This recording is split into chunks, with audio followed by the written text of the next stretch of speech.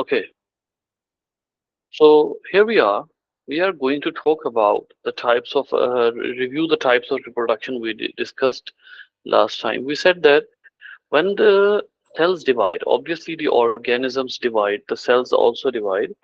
When the cells divide, they can divide in two ways. One is they divide and they produce two cells. But strangely, those two cells are exact copies of each other in in every sense. In every sense, they are exact copies of each other. While the in the other type, the cells are not exact copies of each other, and we named the main cell that divides, we called it the parental cell, and the cells that are produced, or we call them the daughter cells. So this is one of the most important cell division, cellular reproduction. One is when the cell would divide, but the daughter cells would be exact same copies of the parental cell. That is the most distinguishing feature. Why? Because in the other types of the reproduction or cellular reproduction, we said that the organisms, cells would divide in a way that if they would produce four cells in the end, they would be producing four cells in the end, and all four cells would be different from the parental cell. Now, we would be discussing about, first of all, the mitosis. Okay, have you understood the first difference between the mitosis and meiosis?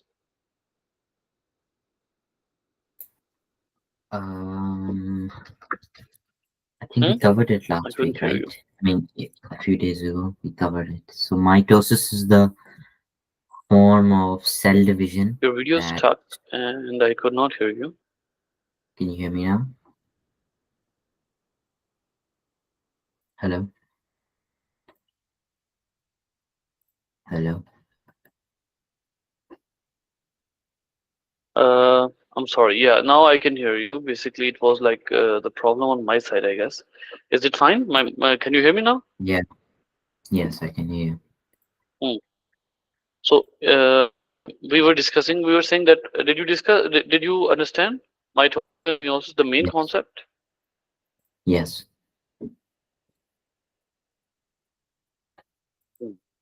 yes. So Yeah. now the two properties of the mitosis, two properties of the. Okay, hang on. Just give me. Let me change the network. I guess there's a problem. It could be problem. Hold on.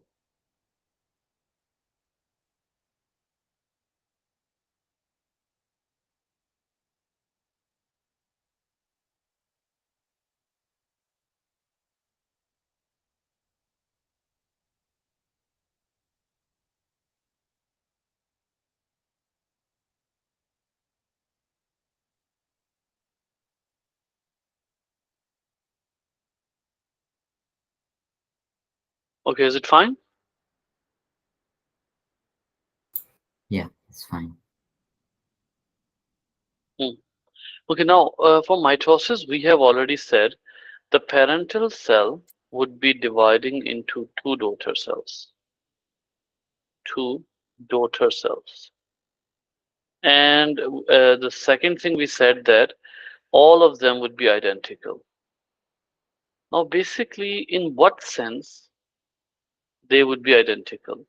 The very first meaning of this particular sentence is the number of DNA molecules. Number of DNA molecules, or in another way, we say that number of chromosomes. It's same thing. Basically, always remember, as the side information, I would like to tell you, um, when we talk about all the cells, we say that we have a particular number of DNA molecule or chromosome. Every organism has a particular number of DNA molecules. Like, I'm not saying that the number does not overlap. It can overlap. Like, if you talk about humans, then the humans have their DNA.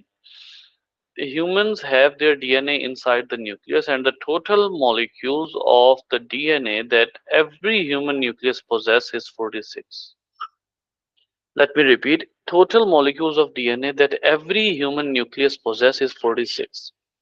Similarly, all the plants, all the animals, they have a particular number of DNA molecules. And remember that this number of DNA molecules, they can overlap, but the properties do not overlap. Like the characteristics do not overlap. Maybe if humans have 46 DNA molecules in their DNA, then a plant may also have 46 DNA molecules. But that 46 DNA molecules does not make the plant a human. So the characteristics won't overlap, but the number can overlap. So 46 DNA molecules. Why have we suddenly started talking about the DNA? Remember, we'll be talking about the DNA in detail later, but right now remember, DNA acts as a hereditary material. DNA acts as a hereditary material, which basically means that it is going to be a guarantee of the transfer of characteristics, a guarantee of transfer of characteristics from parents to offsprings, parents to offsprings. That is the real thing. That's the real deal. So that is why we would, in this whole chapter, from now onwards, we'll be very regularly talking about the DNA. So always remember that the DNA is going to be a very important topic now. Remember that when the cell divides in mitosis, suppose this is one cell, and when the cell would be dividing into two, it would be, this is the parental cell, this is the parental cell. And what would happen? The parental cell would have 46 molecules of DNA. 46 molecule of DNA. And also remember one more thing. It is very important to know, although I am very quickly moving on the information, but you must not forget this sentence that I am saying here, that DNA is basically converted into chromosome. How the DNA is converted into chromosome? Every time, this is a DNA molecule, this is a DNA molecule, and you basically fold it. When you fold it, it becomes a chromosome. Every time when you want to make a chromosome, you basically fold a DNA molecule into chromosome. That's the point. That's the basic point here. That's the basic mechanism. So always remember that the chromosomes are nothing different from the DNA, just the folded form of DNA. That's all. No differences there. Okay, so when you say this nucleus has 46 DNA, it means it has 46 chromosomes. It has 46 chromosomes. And now what you do in mitosis, you are dividing the parental cell into daughter cells. Parental cells into daughter cells. Now, what do you think? How many DNA should be there in the daughter cells after dividing?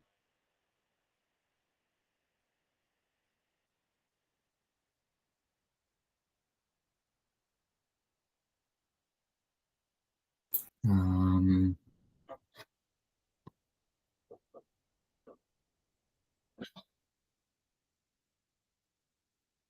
23.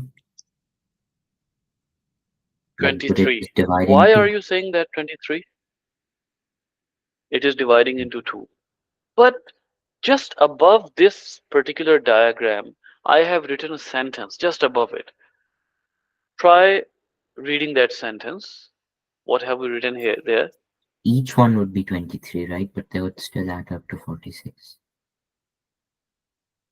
No, no, no, no, no. Both daughter cells have to have 46.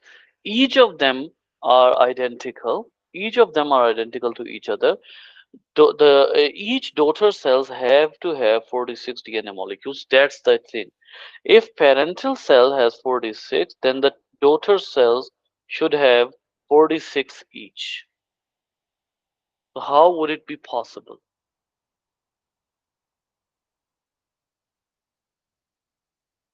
It would be possible because when you are about to divide these cells, you multiply your DNA molecules. You duplicate your DNA molecules and they suddenly become 92 DNA molecules. Then you divide it again. Now, does it justify? Yeah. Yes, it does. So basically, this is the principle here. Whenever we are trying to, you can say, divide the cells by mitosis. Always remember, right now I'm talking about mitosis. Whenever the cells are reproducing, now how can we justify that they are reproducing? This was one parental cell, and now there are two cells. So whenever a cell is dividing, first it would duplicate its DNA and then it would divide to keep the DNA, to keep the number of DNA identical to parent cell. Now, why is that identical to parent cell? Why is this necessary? This is necessary because the number of DNA is a guarantee to the characteristics. I would say identical number of DNA is a guarantee to identical characteristics. If daughter cells have to have the same characteristics as their parental cell, they have to have the same number of DNA molecules. So every time we multiply a cell and we are passing it through the process of mitosis, it definitely means that we are going to multiply the DNA first, then we'll be dividing so that the DNA would equally divide it into both daughter cells, making sure that the number of DNA molecules is equal in the daughter cells and the and the characteristics, or I must say, yeah, and the characteristics would be identical. So uh, now, where the mitosis occurs? Does it occur in human? And if it occurs in humans, then why and where mitosis occurs? Now, for that purpose, I would like you to first know that uh, when we go through our body, we have two main types of cells in human body. Can you describe those two main types of cells in human body?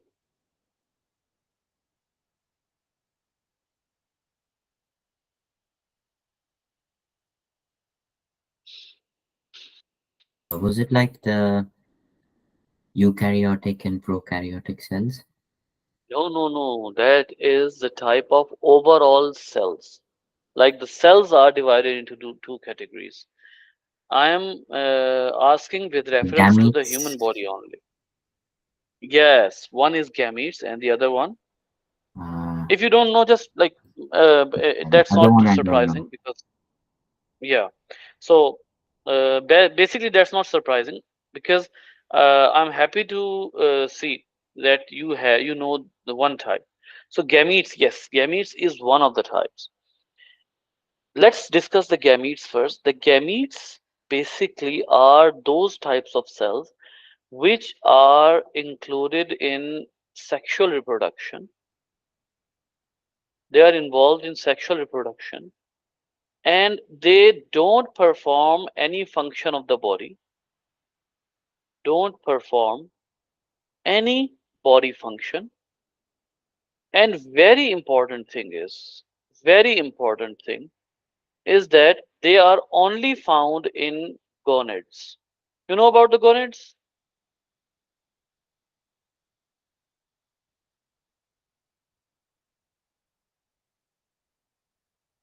Do you know No, about the I'm not aware gonads? of that. Okay. Okay, we'll discuss that later. No issue.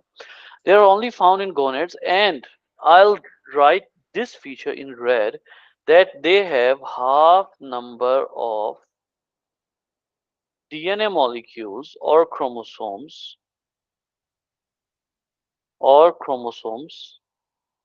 as compared to the parental cell, which means 23. Means 23. So that basically is the feature. This is the feature of the gamete cells. The other type of the body cells is the somatic cells. You can, in other words, you can also say call them body cells. All organs possess them. They perform body function. They perform body function, and they uh, they have 46 number of or complete set of chromosomes. 46 chromosomes. I'm sorry, for not 46 number, 46 chromosomes. They have 46 chromosomes. So, first of all, remember that mitosis occurs in what somatic cells only. It does not occur in gametic cells. First. Second, second is uh, mitosis. Mitosis gives rise to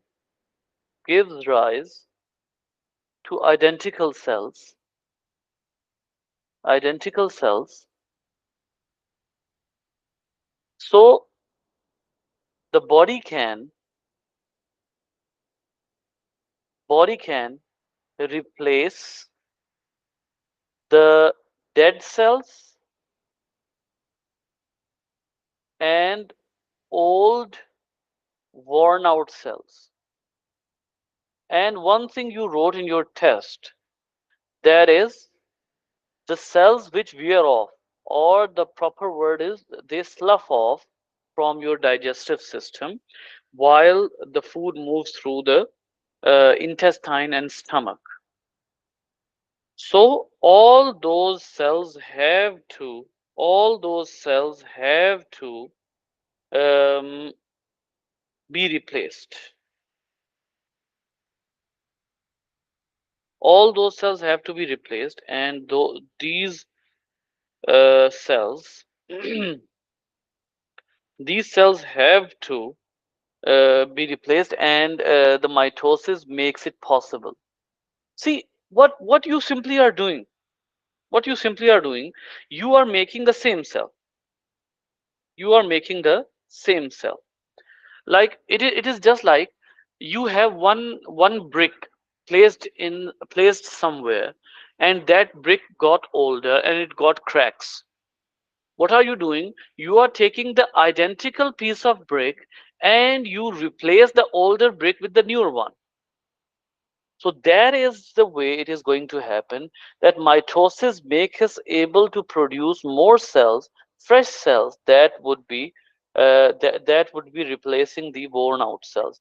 You know, many of our body cells die on their own. You know, blood cells die after every 120 days. 120 days is the total life of the red blood cells. And HCl destroys the stomach cells. It destroys the stomach cells.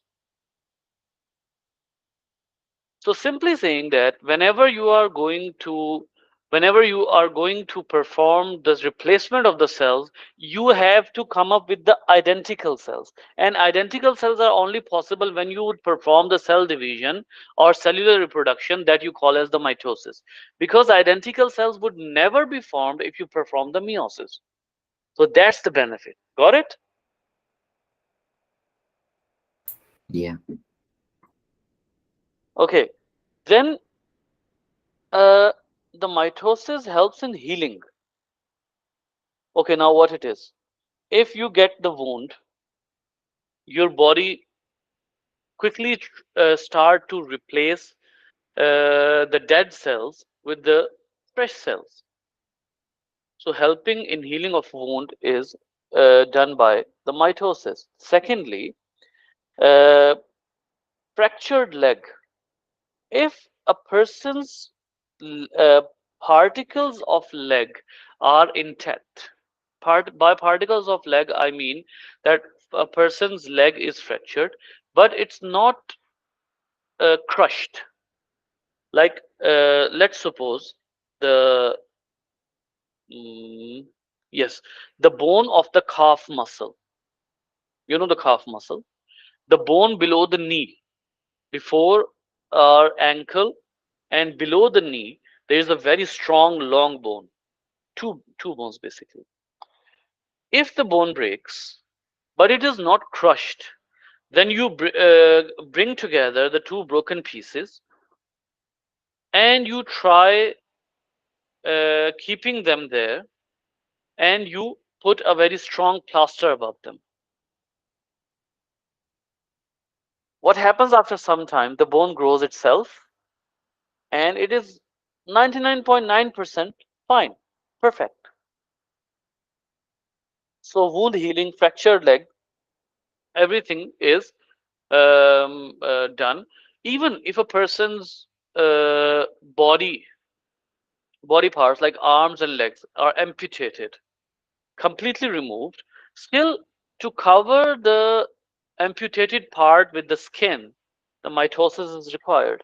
Similarly, there is a very particular phenomena occurs in many animals, regeneration. It is done by mitosis. And in human, only liver can regenerate. Only human, in human only liver. Otherwise, if you want to see other example, you can Google it. Okay. One more thing that is done due to mitosis, see the benefits of mitosis everywhere it is happening. One more thing is organisms perform asexual reproduction. Asexual reproduction, which is defined as reproduction, reproducing, reproducing by only one parent.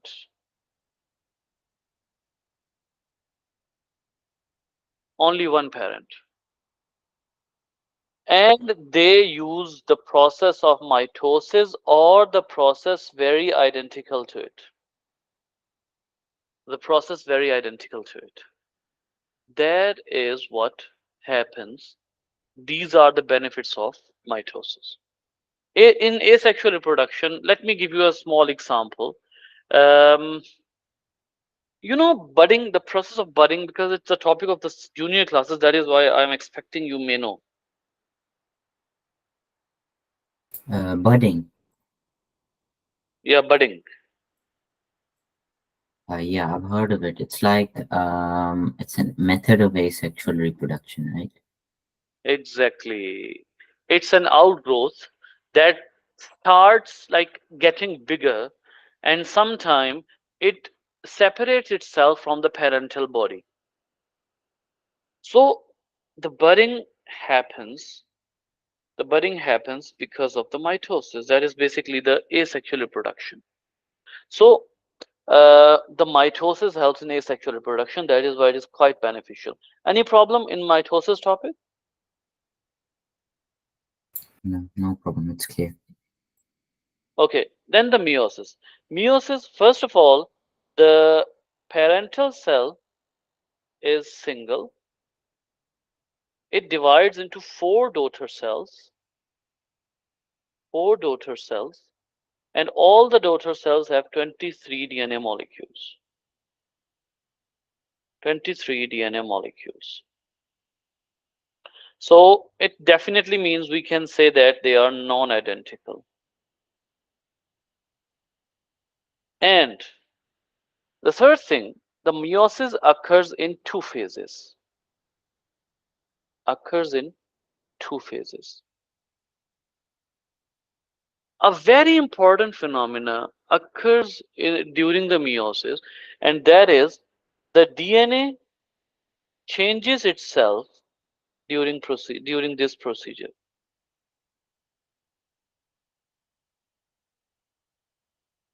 Now, what's going to happen? You have to be very attentive now. Suppose this is the parental cell, and the parental cell divides into two. This is meiosis 1. Obviously, you know that, first of all, we have DNA molecules. We double our DNA molecules. We double our DNA molecules. Then we convert them to chromosomes. We convert them to chromosomes.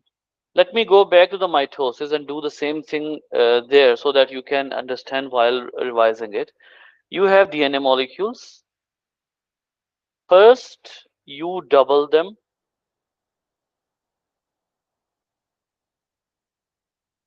Then you convert them into chromosomes.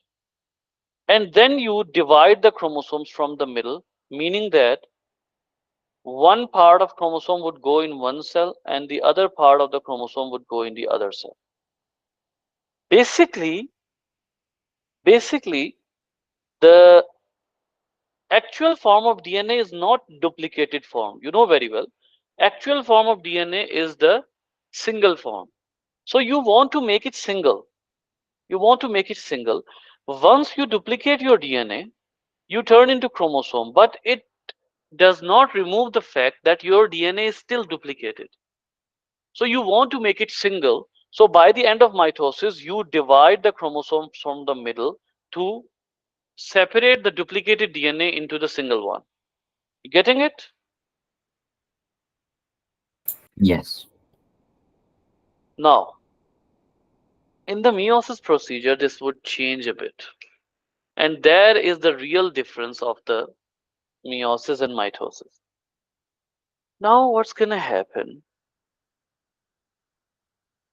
During meiosis 1, I would just remove some things here and I would rewrite them so that we can draw the diagram properly. This is the parental cell, and this phase is called as meiosis 1. Now, after getting duplicated, the chromosomes align against each other. 23, 23. We have 46. We multiplied them into, we multiplied them like this. Now we have 46 chromosomes, but we know that all these 46 have duplicated DNA. That is why I'm constantly writing 46 in bracket and multiplying with the 2. Is it understandable? Yes. Now, the 23 multiplied with 2 and 23 multiplied with 2, they come against each other. They come against each other and they perform a procedure of crossing over. They perform a procedure of crossing over. What is a crossing over? Remember, in crossing over, you bring the chromosomes against each other. You exchange their parts. These chromosomes or DNA these chromosomes or DNA strands are exchanging their parts. Strands are exchanging their parts.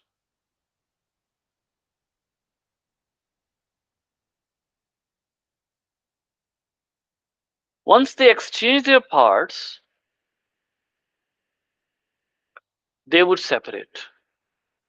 What I told you, 23 duplicated are coming on one side and 23 duplicated are coming on the other side, from the other side. Now they would separate. Now they would separate. Still they are 23, but now remember they have changed. They have changed now. How they are changed? Because they have exchanged their genetic material, their genes.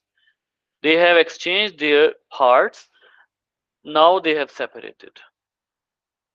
First, they were doing the crossing over. Once they are done with the crossing over, they would go against each other and they would end up in separate cells. This is one daughter cell and this is another daughter cell. So it means that the parental cell divides. The parental cell divides. Now the parental cell, when it divided, the new cells have DNA, 23 DNA molecules, 23 duplicated DNA molecules, and this one also has 23 duplicated DNA molecules. Now you can easily see that we are still not done yet because I said the original form of DNA is singular, not double. So this particular shape means that you have double DNA molecule in this chromosome.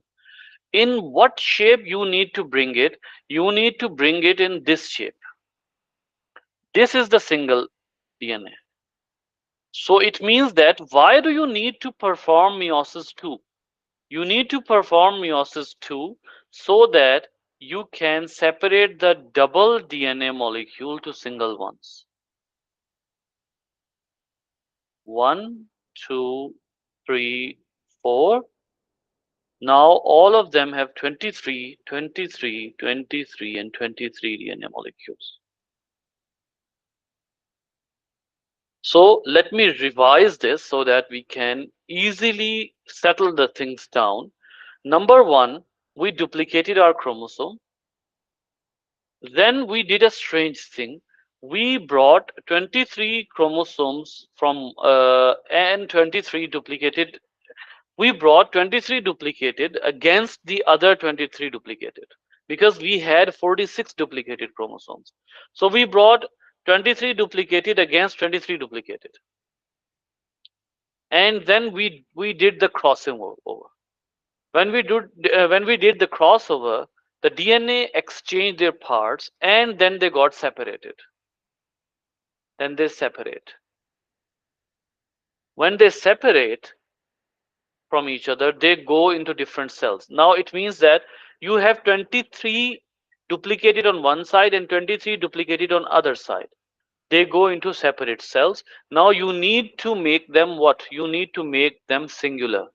And in this sense, you have to perform meiosis 2, and ultimately they all are divided into 4 cells.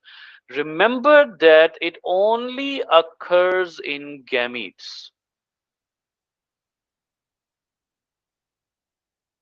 You can say the gametes are formed in this way,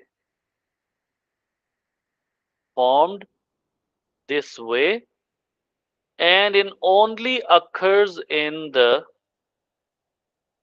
during sexual reproduction. Only occurs during sexual reproduction.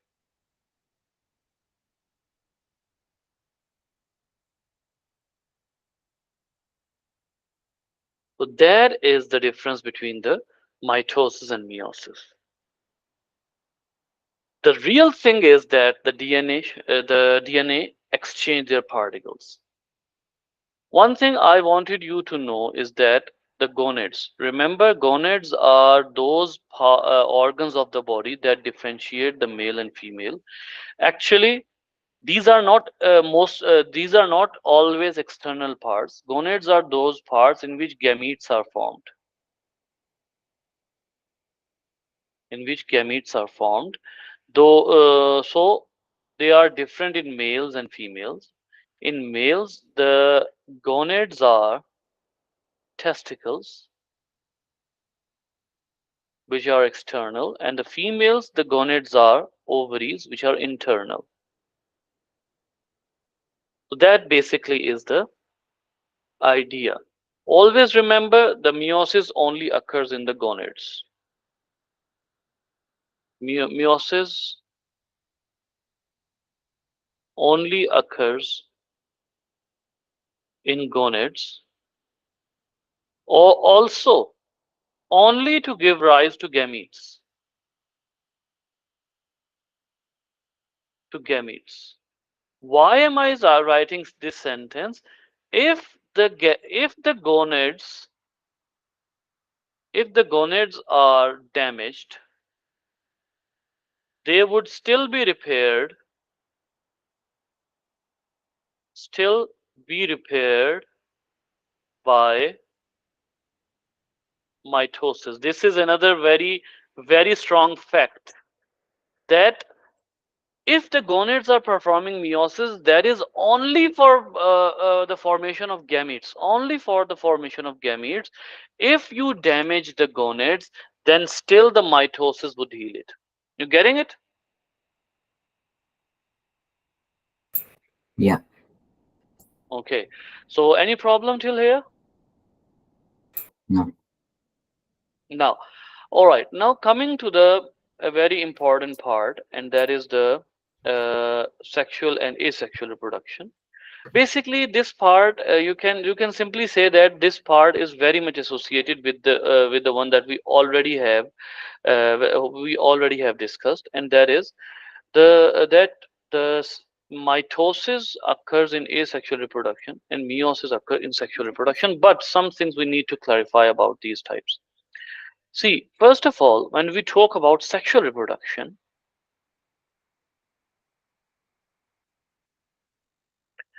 in sexual reproduction, it is very evident that the meiosis happens, the gametes are involved, two parents are required, two parents are required, gametes need to fuse, gametes need to fuse. And you must also remember that the word gamete means fusion. Gametes need to fuse. The new offspring, the new offspring is different from parent in many features.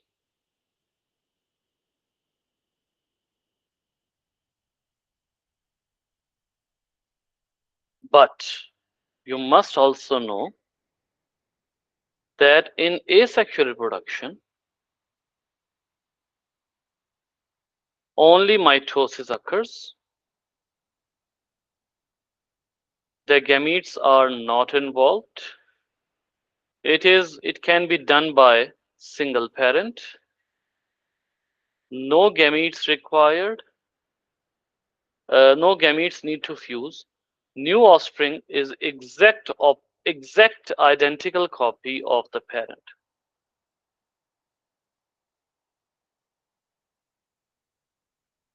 parent. And one more feature. The meiosis is the sexual reproduction is a slow procedure,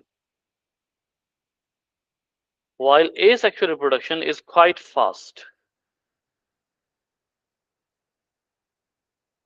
Okay, uh, in the next page, I would write some more differences. Sexual, asexual.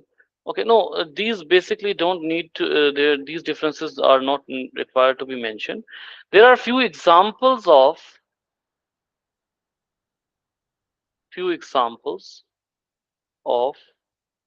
uh, asexual reproduction. And we'll be talking about those examples from book, because these examples are basically the thing of memorization. So I would just open the book here.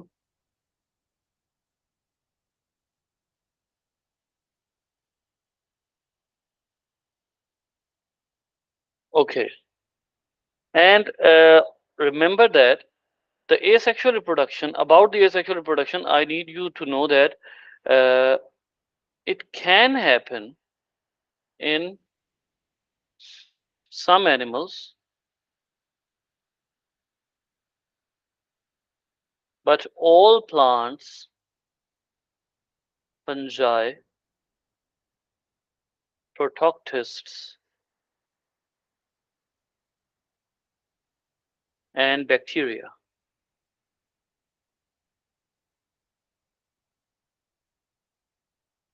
Okay, so but in our syllabus we only need to you can say mention some examples of the asexual reproduction in plants.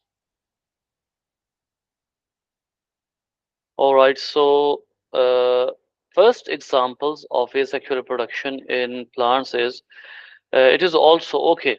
Now, when we talk about the asexual reproduction in plants, it is also named as reproduction, is also named as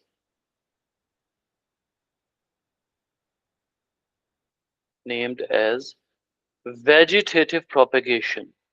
Vegetative propagation. Okay, what is the meaning of propagation?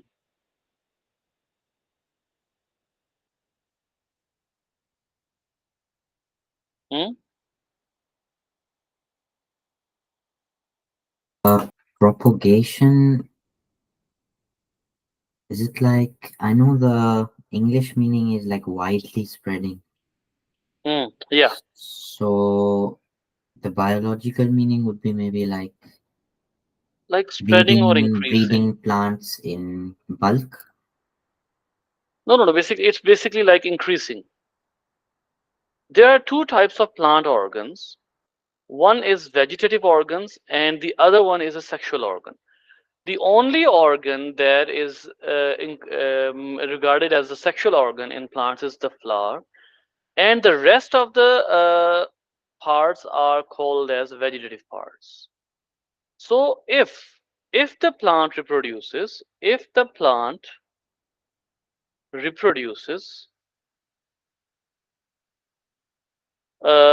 the parts other than sexual organ, it is called as vegetative propagation. Like we are going to use stem, root, and leaf. So if the plant is going to reproduce through these parts, it would be the vegetative propagation. That is why we are naming it vegetative propagation. Is it clear? Yep. So first example is runners or rhizomes. First example of vegetative propagation is runners or rhizomes.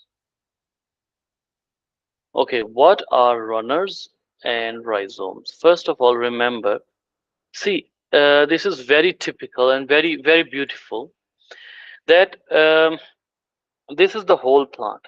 See, this is the whole plant. And we do not cut any parts of this plant. Instead, these are some of the leaves that are given rise by the stem. and these are some lateral buds. You see this one, or this one, or this one, or this one. These are lateral buds. What happens that these lateral buds grow, and their growths are, you can say that their growths are not, you can simply say, uh, as as in straight posture as this is. These growths would choose to touch the ground. When they touch the ground, they give rise to a new flower, new plant. Then again, next one would go touch the ground, giving rise to new plant. Then next one giving rise to new plant. Then next one giving rise to new plant. And they are also showing that these buds also produce flowers, which can turn into fruit. Remember that, why are they not discussing flower here? Because if the flower is here, it means it can also perform sexual reproduction. It can also perform sexual reproduction. And the asexual in the asexual reproduction, simply the branches are falling to the ground, but not separating from the parent plant. They are getting food from the parent plant, growing roots here. These are roots, and they would create a new plant. Now, you see, this is happening by a single parent. This is being done by the single parent, this one. But over here, you need two parents. You need two parents. So it's a very clear difference between the asexual and sexual reproduction. Cleared? Yeah. Then another one, rhizome. Now, what are rhizome? Okay, if you try defining the runners, runners are basically the branches of a stem touching the ground,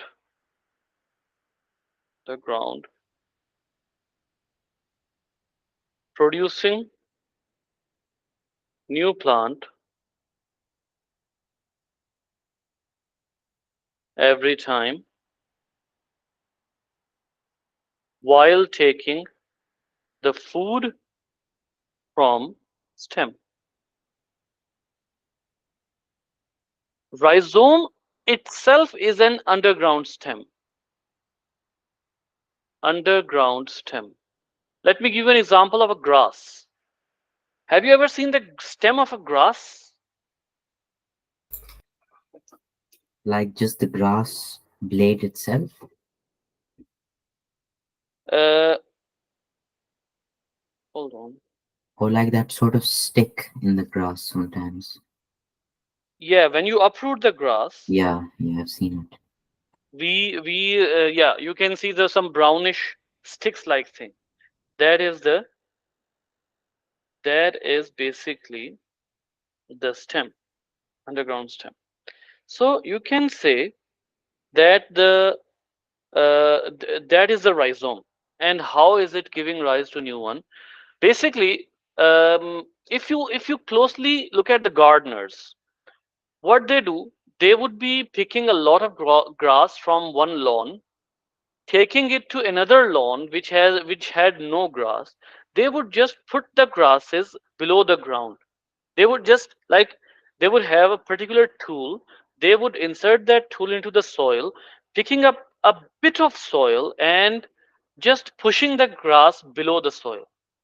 And after some time, you'll see that that whole lawn would become lush green, just because you have just because the rhizome or the stem of the grass can grow by itself. It grows by itself, it has its own root, it can just grow ahead. So that is the another form. Then there is another type of vegetative propagation, bulbs and corms. Basically, there are some food materials that we often regard as vegetables, like the onions, onions are commonly called as the um, vegetable. Basically, it's a root. It's a root. Similarly, potato. Potato is a root. Corms. Corms in Urdu is called as arvi. So basically, they are. You can see that when why these onions are made. Onions are made because you store the starch. Into the you add the starch into the um, into a particular part of the root which starts to swell. It swells again and again and again, and when it's swollen, when it's swollen greatly, it becomes an onion. It becomes an onion, and it would be looking like this. But if you closely look at this, it has a flower bud, it has future leaves, it has last year's leaf base which is filled with starch. It has a lateral bud that you know that this lateral bud would be used to make the flower, and it has stem. If you have you ever seen the green onion? The spring onion, right? The one with the white Yeah. base. Yes, yes, yes. Yeah, seen it. So basically, the this onion is going to give rise to a new green onion. Now it is growing. These leaves are coming out of the ground, and the new plant would be grown by the lateral bud. So the lateral bud can produce a flower or a new plant. So that is the meaning, that is the way it happens. That the lateral bud would grow the new plant while they would be providing food, etc. These lateral leaves. Um, you can say that, you can see that the stored food is used rapidly growing terminal bud. It produces flowering stalk and a small number of leaves. During the season, food made in the leaves is sent to the leaf bases and stored. So leaf in the leaf bases, the food is stored in these, and once the dry season comes, now the food would be gained all these leaves, and this lateral bud would be growing new plants with the help of the stored food. Then comes the corms. The corms are basically another underground thing, and they have buds. They have buds. Okay, it's basically it is the potato. They have not shown the corm here, or starchy corm. Let me show you the corms. Corm.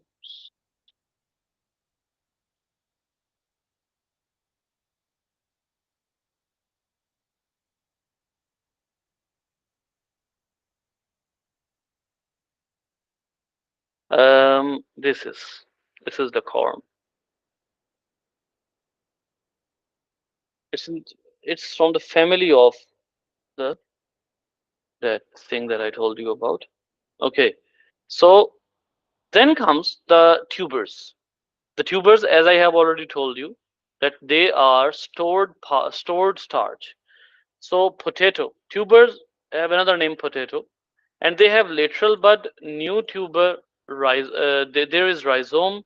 Now, when you would take it out, first you take it out. Like obviously, when you uproot the plant, you take it out. Then you sow it again. When you sow it, now the buds would be used. The buds towards the ground would be growing into root, and the birds that are facing the ground. The birds that are facing the sky, or maybe they are at the top, they would be growing into shoot. So it is called as eye. These birds are called as eye. These birds are called as eyes, and they would be developing into new plants. You got it? Yeah. All right. So they are showing asexual reproduction in animals, and basically this is just an example of Hydra showing the budding. You see into it. I'm just coming back. Okay.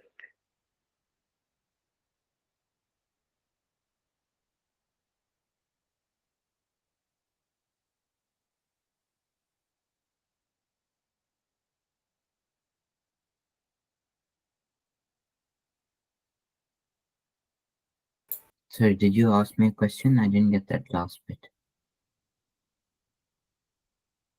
No, basically I said that you may read this. I'm just coming back. Mhm. Okay. So we are done with it.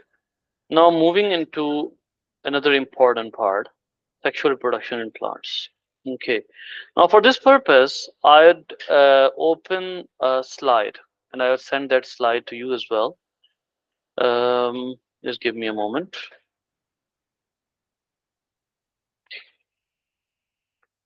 I'll be opening this slide.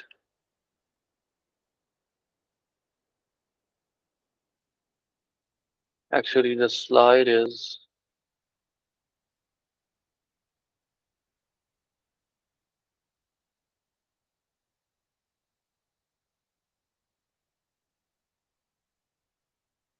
okay. So basically, when we talk about the sexual reproduction, we must first know that the flower is the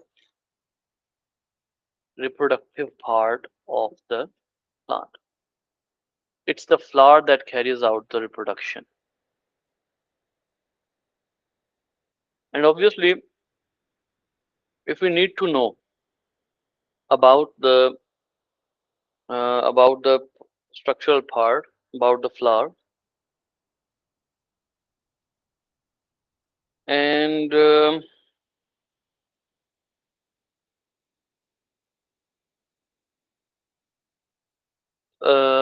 obviously we need to know two things. Number one, the parts, explanation of parts, explanation of flower parts,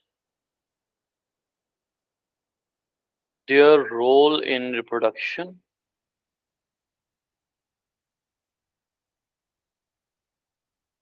role in reproduction.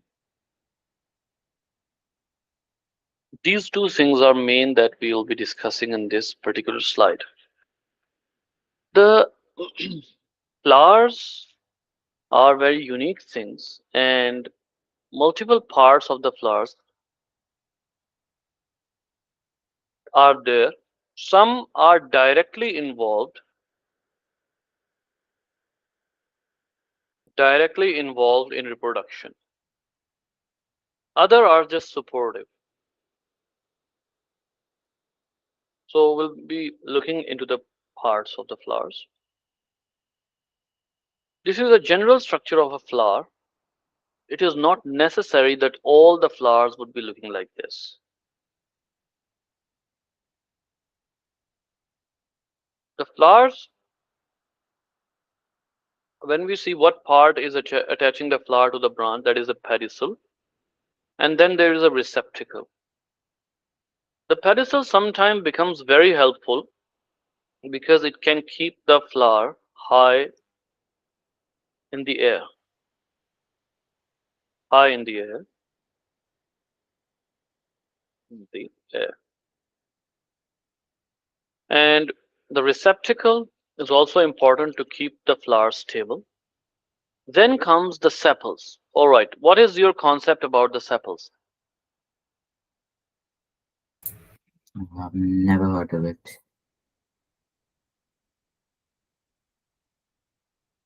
Whenever you see bud, a flower bud looks like this,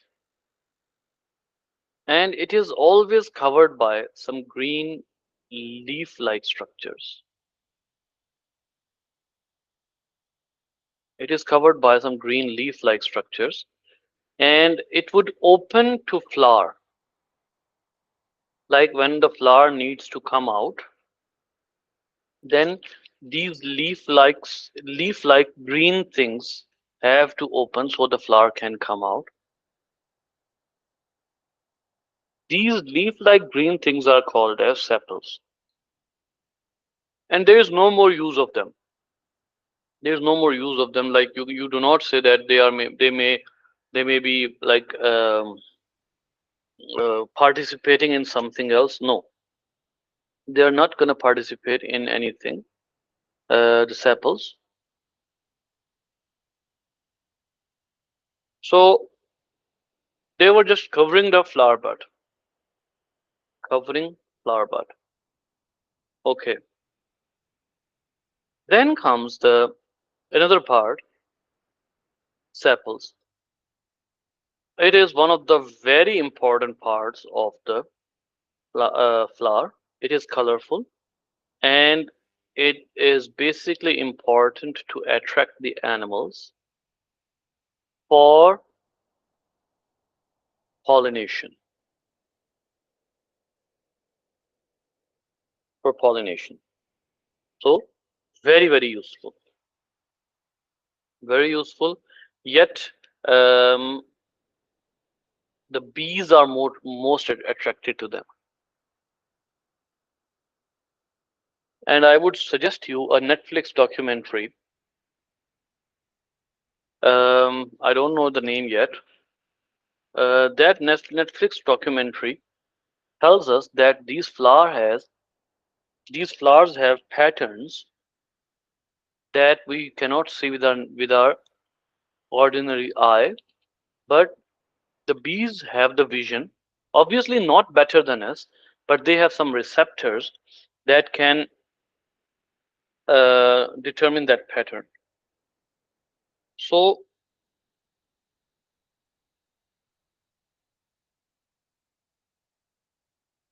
it means that it means that the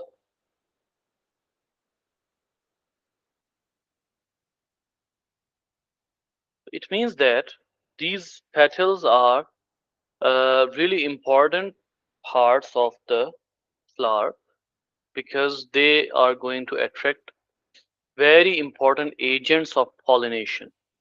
Very important. Okay. Next is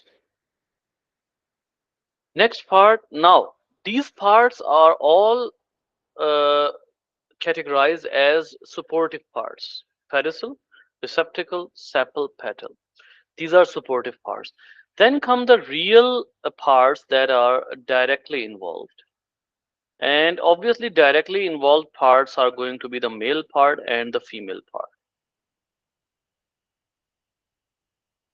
The male part is called as stamen, while the female part is called as carpel. And carpel is basically the fruit bearing part. Carpel is justified as a fruit. Carp is a fruit. Okay. In stamen, you have two parts: filament that can support the anther to stay higher in the air, and the anther that basically gives rise to pollen. Pollen is supposed to be pollen is supposed to be the main part produced by the male, produced by the anther, because pollen carries the male gamete. See, what is the rule of sexual reproduction? The rule of sexual reproduction is that the gametes have to fuse. Gametes have to fuse. And when the gametes have to fuse, we must know that the gametes go to each other. Actually, the rule is sperm would go to egg. It's a very defined rule in all the organisms. It's a defined rule that the sperms would go to the egg. Okay, so the pollen is the part that carries the sperm, and it is being made by the anther. The pollen would be moving by either air, or maybe it would be moved by the wind or insect, anything, and it would be falling on the part called as stigma. Stigma has many features. I won't explain it right now. It's sugary and sticky. Why is that? We'll be discussing it while we'll be talking about the pollination. We'll be talking about the pollination. Then comes the style. Style is, you can say that it is a test of fitness, test of pollen fitness. If the pollen can pass through the length of the style, it's basically lengthy. And if the pollen can pass, it is fit enough. It means it is fit enough. So that's the test of the pollen. Then comes the ovule. Then comes the ovary. Remember, ovary is the name came from ova or ovum, which which is translated into the English as egg. And the ovary contains the ovule inside it. The ovule inside it, and the ovule is the part that contains the egg. Over here, the egg is found. So, ovary is the external part of the female organ, then the ovule, and then inside the ovule, you will find the egg. And the egg, everything is like everything is in its place. Later, it would be just everything would be working uh, according to their function. Is it clear? Yeah, yeah. All right. Hang on.